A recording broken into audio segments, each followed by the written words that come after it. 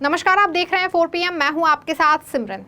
लोकसभा चुनाव में मिली ऐतिहासिक जीत से कांग्रेस के हौसले बुलंद हैं। कांग्रेस लगातार मोदी सरकार की नाकामी को गिना रही है, तो वहीं 2 राज्यों में होने वाले चुनाव में बीजेपी को बड़ी हार निश्चित है, जिसको देखते हुए बीजेपी के खेमे में हलचल मची हुई है।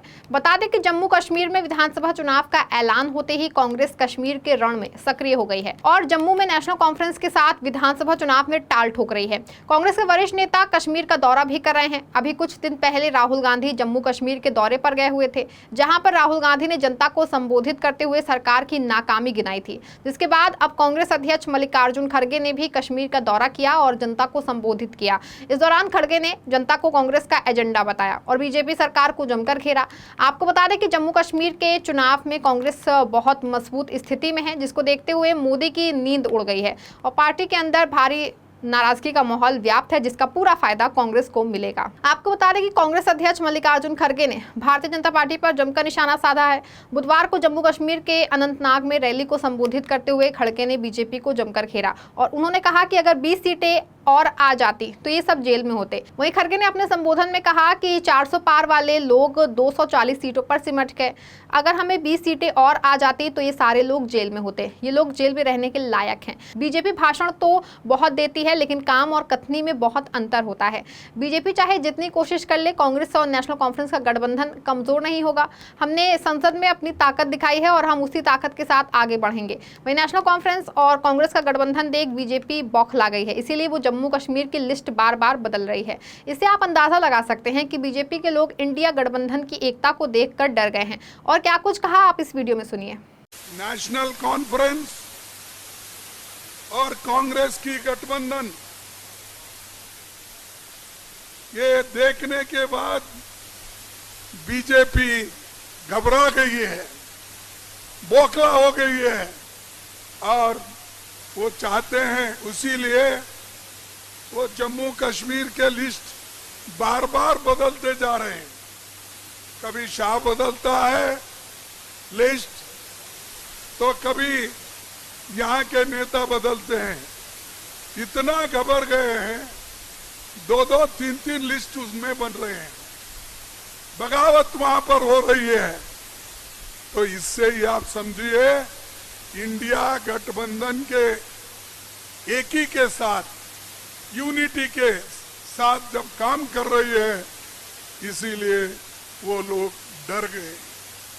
और अभी राहुल गांधी जी और हम फारूक अब्दुल्ला साहब, जब हम एक हो गए, तब बीजेपी और भी घबरा गई है, डर गई है। आपको बता दें कि बीजेपी यहाँ पर लोगों को तोड़फोड़ कर हिंदू मुसलमान को बांटने की कोशिश कर रही है, लेकिन इनकी कोशिश जिंदगी में कभी कामयाब नहीं होगी। ऐसे बीजेपी और आरएसएस के हजारों कार्यकर्ता आएंगे और चले जाएंगे। यहाँ के लोग झुकने वाले नहीं हैं। कांग्रेस पार्टी यहाँ के लोगों के साथ है। हम सब एक हैं और हमेशा एक ही रहेंगे। वहीं खड़गे ने आगे कहा कि कांग्रेस और नेशनल कॉन्फ्रेंस का गठबंधन देखने के बाद बीजेपी बौखला गई है, इसीलिए बीजेपी जम्मू कश्मीर की लिस्ट बार बार बदल रही है। इतना घबरा गए हैं, 2-3 लिस्ट बदल दी, बगावत शुरू हो गई है। इससे पता चलता है कि इंडिया गठबंधन की एकता से वो लोग डरे हुए हैं। और क्या कुछ कहा, आप इस वीडियो में सुनिए। आज अटैक हो रहे हैं, हर जगह लोग तंग और तबाही के साथ फिर रहे हैं, लेकिन कभी भी मोदी जी शर्माते नहीं और शाह भी शर्माते नहीं, क्योंकि वो झूठ बोलने वाले और झूठों के सरदार हैं।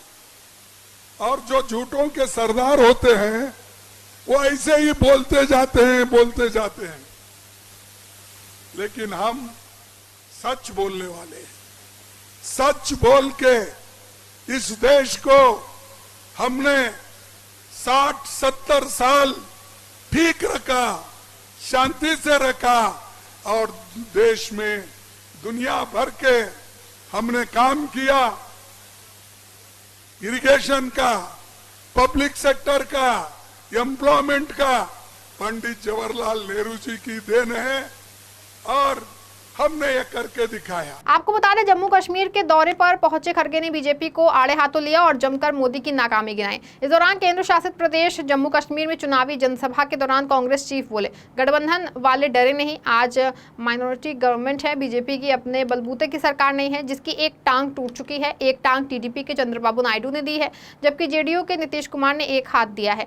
इसके बल पर वे लोग चल रहे हैं। चुनावी रैली के दौरान मल्लिकार्जुन खड़गे ने यूटी के लोगों को वे 5 गारंटियां गिनाई जो उन्हें कांग्रेस और नेशनल कॉन्फ्रेंस सत्ता में आने की बात देगी। उन्होंने कहा कि कांग्रेस एनसी का वादा है कि वो यूटी में उन परिवारों की महिलाओं को हर महीने 3,000 रुपए देंगे जो घर का पालन पोषण करती हैं, जबकि महिलाओं को 5 लाख रुपए तक का ब्याज मुफ्त लोन भी दिया जाएगा। उधर पीपुल्स डेमोक्रेटिक पार्टी के अध्यक्ष महबूबा मुफ्ती ने मंगलवार को कहा कि केवल उनकी पार्टी ही कश्मीरी मुद्दे के समाधान की वकालत करती है और जेलों में बंद युवाओं के लिए आवाज उठाती हैं। उन्होंने जेल में बंद बारामूला के सांसद इंजीनियर राशिद की अवामी इत्तेहाद पार्टी पर निशाना साधते हुए कहा कि जेल में बंद व्यक्ति चुनाव लड़ रहा है, जबकि एक गरीब व्यक्ति के परिवार को जेलों में अपने रिश्तेदारों से मिलने की अनुमति नहीं है। बता दें कि राशिद को मंगलवार को दिल्ली की एक अदालत ने टेरर फंडिंग केस में 2 अक्टूबर तक अंतरिम जमानत दे दी थी ताकि वो आगामी जम्मू कश्मीर विधानसभा चुनाव में प्रचार कर सके। रविवार को शोपिया के बालपोरा इलाके में एआईपी के कार्यकर्ताओं के कथित हमले में दक्षिण कश्मीर के शोपिया विधानसभा क्षेत्र से पीडीपी उम्मीदवार यावर शफी बंदे घायल हुए गए थे। हमले के बाद मुफ्ती ने एआईपी पर बीजेपी की प्रॉक्सी होने का आरोप लगाया। आपको बता दें कि उन्होंने कहा कि एक तरफ जेल में बंद किसी गरीब व्यक्ति के माता पिता को उससे मिलने की इजाजत नहीं है, लेकिन दूसरी तरफ कुछ लोग जेल से चुनाव लड़ रहे हैं, पार्टियां बना रहे हैं, उन्हें वाहन और सुरक्षा मुहैया कराई जा रही है। जब वे हमारे उम्मीदवार पर हमला करते हैं तो पुलिस उनके खिलाफ कार्रवाई नहीं करती। दूसरी ओर चुनाव आयोग हमारे उम्मीदवारों को नोटिस भेजता है। इससे आपको जेल के अंदर से चुनाव लड़ने वाले शख्स के बारे में पता चलता है कि वो किसकी तरफ से है। इधर उमर अब्दुल्ला ने भी इंजीनियर राशिद पर निशाना साधते हुए उन्हें बीजेपी का सहयोगी बताया है। नेशनल कॉन्फ्रेंस के उपाध्यक्ष उमर अब्दुल्ला ने मंगलवार को कहा कि जेल में बंद सांसद इंजीनियर राशिद को कश्मीर के लोगों से वोट लेने के लिए जमानत दी गई है, न कि उनकी सेवा करने के लिए। उन्होंने कहा कि चुनाव बाद इंजीनियर राशिद को वापस तिहाड़ में भेज दिया जाएगा और उत्तरी कश्मीर के लोग एक बार फिर प्रतिनिधि विहीन हो जाएंगे। बता दें कि राशिद ने जेल से ही लोकसभा चुनाव लड़ा था और बारामूला सीट से उमर अब्दुल्ला को हरा दिया था। हालांकि अब्दुल्ला ने कहा कि वो देखना बाकी है कि मतदाता राशिद की अंतरिम जमानत पर क्या प्रतिक्रिया देंगे और चुनाव में इसका क्या प्रभाव पड़ेगा। पीपुल्स डेमोक्रेटिक पार्टी प्रमुख महबूबा मुफ्ती द्वारा इंजीनियर राशिद की अवामी इत्तेहाद पार्टी को भाजपा का प्रॉक्सी बताने के बारे में पूछे जाने पर उमर अब्दुल्ला ने कहा कि वो इस मुद्दे पर बहुत सतर्क हैं और उन्होंने कहा कि ये अच्छा है कि महबूबा ने खुले तौर पर वो बात कह दी जिससे वो बहुत सारे लोग इत्तेफाक रखते हैं। बता दें कि कांग्रेस पूरी तरह तैयारी के साथ विधानसभा चुनाव के मैदान में ताल ठोक रही है और बीजेपी मोदी की नाकामी को गिना रहे हैं। जनता मोदी की नीति से परेशान हो चुकी है। मोदी झूठ बोलने के सरदार हैं। कश्मीर में आए दिन आतंकी हमले हो रहे हैं, लेकिन सरकार दावा करती है कि कश्मीर में धारा 370 हटने के बाद से अमन कायम है, लेकिन ऐसा नहीं है। आए दिन हमले हो ही रहे हैं। जनता डर के साए में जीने को मजबूर है। बावजूद इसके मोदी अपनी कुर्सी बचाने की जुगत में लगे हुए हैं। वहीं बीजेपी ने जारी कलह के चलते ये कहना कोई जल्दबाजी नहीं होगा कि बीजेपी दोनों राज्यों के विधानसभा चुनाव के बड़े अंतर के साथ हारने जा रही है। केंद्र और राज्यों में विराजमान बीजेपी की सरकार जनता के से किए गए किसी भी वादे को पूरा ही नहीं कर पाई है। महंगाई रोज बढ़ती जा रही है, जिससे मिडिल क्लास के लोगों का बजट बिगड़ रहा है। गरीब और गरीब होता जा रहा है, अमीर और अमीर होता जा रहा है, लेकिन केंद्र में बैठी मोदी सरकार को कोई फर्क ही नहीं पड़ रहा है। जैसे अब देखना होगा कि दोनों राज्यों में चुनाव हारने के बाद मोदी जनता के बारे में क्या सोचती है, या फिर अपनी इसी मानसिकता के साथ जनता के साथ दोयम दर्जे का व्यवहार करते रहेंगे। तो आने वाले वक्त में पता चल पाएगा। इस खबर फिलहाल बस इतना ही। ऐसी तमाम राजनीतिक खबरों के लिए बने रहें और जुड़े रहें 4 PM के साथ। धन्यवाद।